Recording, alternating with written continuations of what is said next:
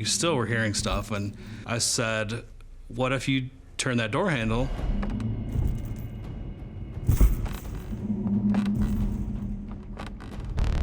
I shook it.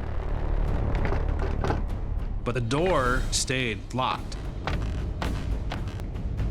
But at that point, everything changed. Like, it got really, really intense.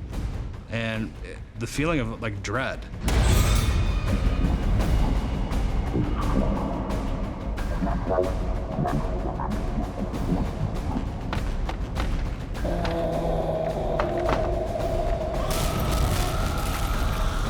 I felt something evil. I don't think it liked us at all.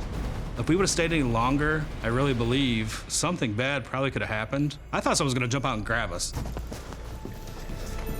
Todd and I, after we were done taking audio, we got back to the vehicle and Brandy was inside.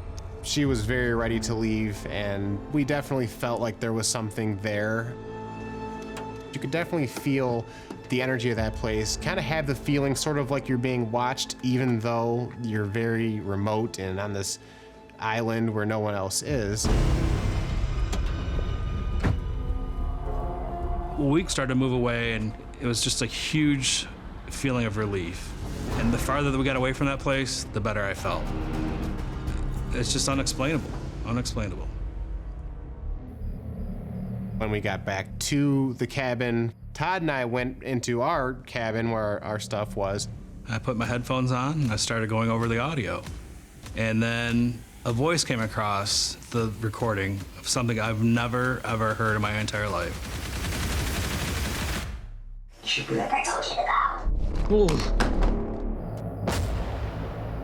I was trying to figure out what it said, and to me it says, "Shipwreck, I told you to get out." But the voice was so evil and dark, something I've never heard before. I don't know a human can make that noise or that voice. Listen. About the last 5 minutes of audio was inside the house area. The voice itself, it doesn't sound like a human talking. It sounds like something otherworldly. I don't want to say demonic, but honestly, that's the way the voice sounds.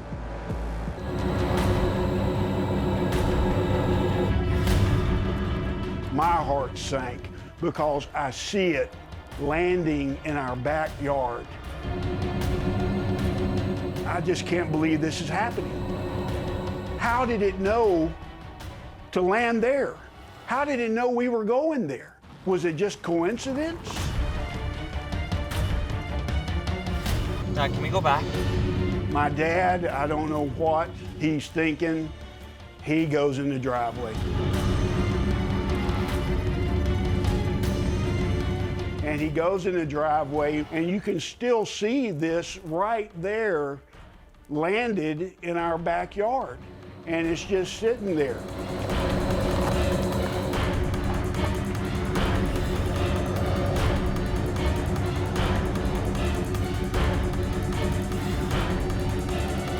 Drew, stay put. My dad gets out, runs into the house. I can hear it, and it's just humming.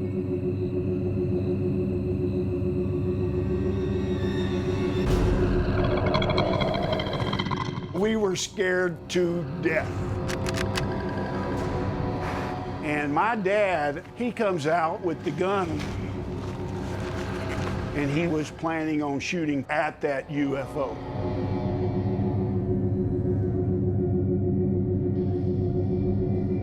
And it's like it knew that was going to happen.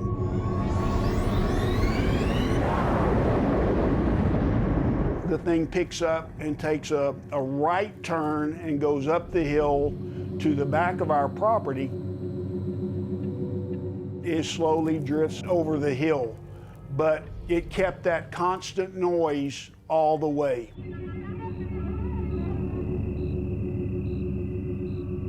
The next thing you know, we've got reporters coming and talking to us, and now it's in the paper. MUFON, the Mutual UFO Network, deemed that this was an actual encounter. So it is in the MUFON records as having happened. I was a very skeptical person about a lot of things. I am skeptical of none of that now.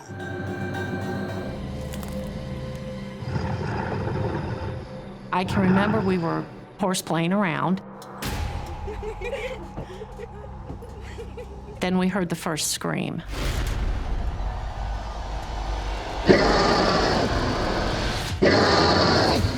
Mom!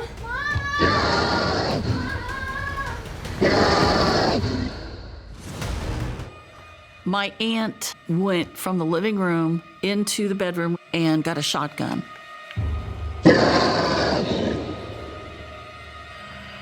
When I saw my mom screaming, my aunt holding a gun, and then I knew, oh God, something's really bad.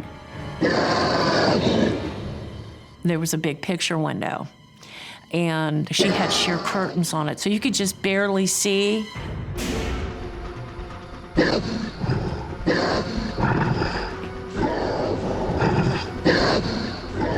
And it was almost like it was examining the door. And that's when the first bang hit.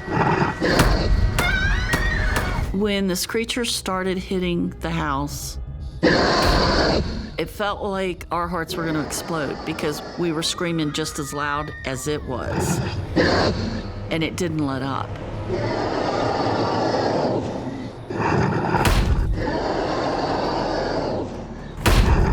And this thing came into view when it got in front of that picture window.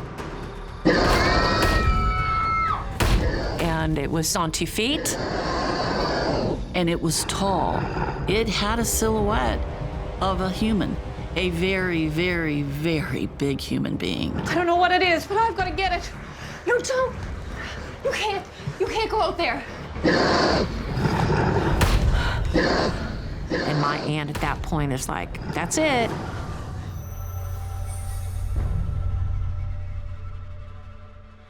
My aunt went out the door, and I grabbed onto the back of my mom. Just reactionary, I was scared, and I was holding on to her.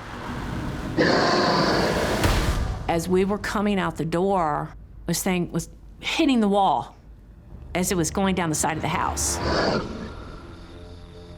My aunt, she had a double-barrel shotgun in her hand, and she cocked it. And when she cocked it, this thing got angry and screamed. That guttural yell again. You could see its calf. What is that? What was that? It was like a man's leg, but it was covered in hair, fur. And then it was complete quiet. It was silence. What's that smell? And the smell. Oh, it smells like an animal. You know, when you go to the zoo and you go to the ape house, that smell, a sweaty, sour, it almost gags you. Let's go.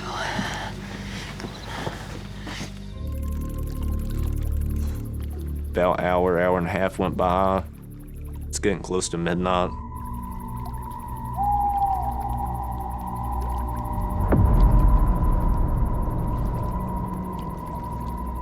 And then I hear a loud crack, like a branch or somebody falling. I decided, yeah, I'm gonna go check it out. See if somebody needs any help.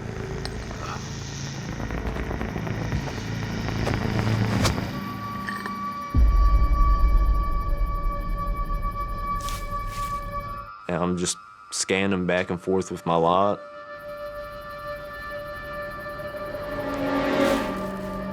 And then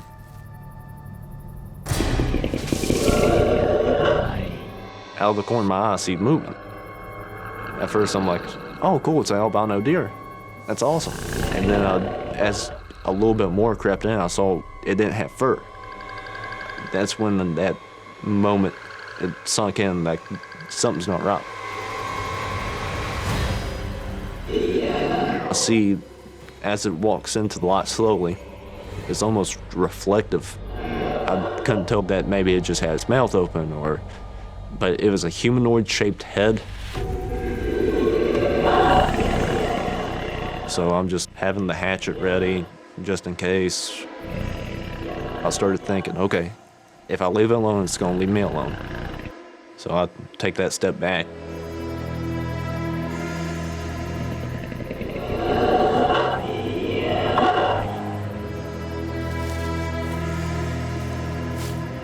But it didn't leave me alone.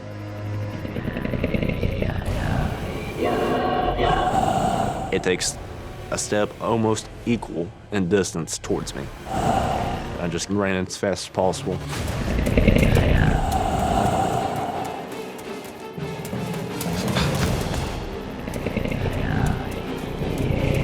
I looked over my shoulder and saw it running, keeping pace like 10 feet behind me. And I can see its hands dexterous, kind of like a monkey's. You know, its teeth are exposed. So it had every facility to kill me. I think it was smart. This made me feel like I was the one being hunted. All of a sudden, you know, I'm glancing over and it's in the middle of the road. Just stopped. Then it just kind of makes its way across the road into the woods. It's not behind me, it's going that way, a way I'm not. So it was complete relief.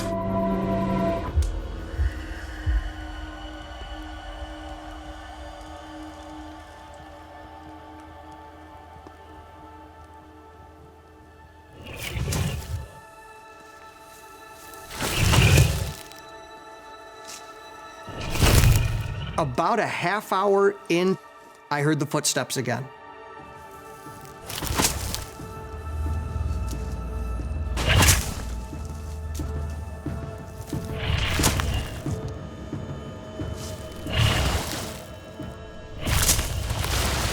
But this time it was different. I could hear it coming closer to the trap.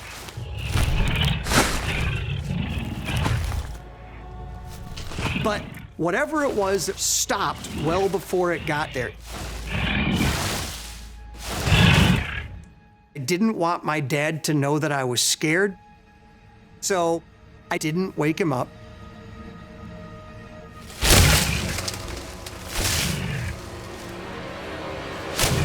It took a sapling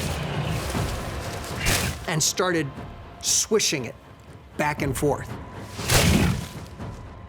And this thing's just gonna whoosh, back and forth, back and forth. It seemed like something didn't want me there.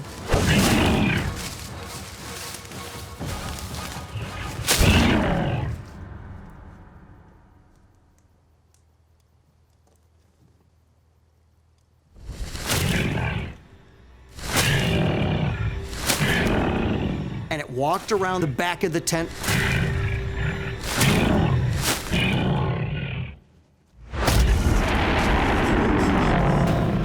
It started throwing things.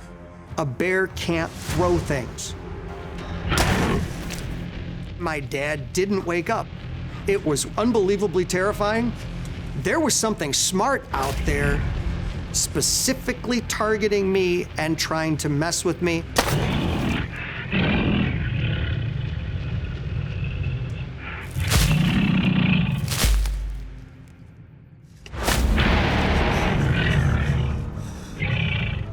The minutes stretched into hours. Big bipedal steps, snapping big branches. I wanted to wake my dad up. I couldn't. I still can't explain why the terror froze me like it did. It was just a horrible sense of powerlessness. And it seemed as if I just blinked for a moment, and then I opened my eyes and it was light out.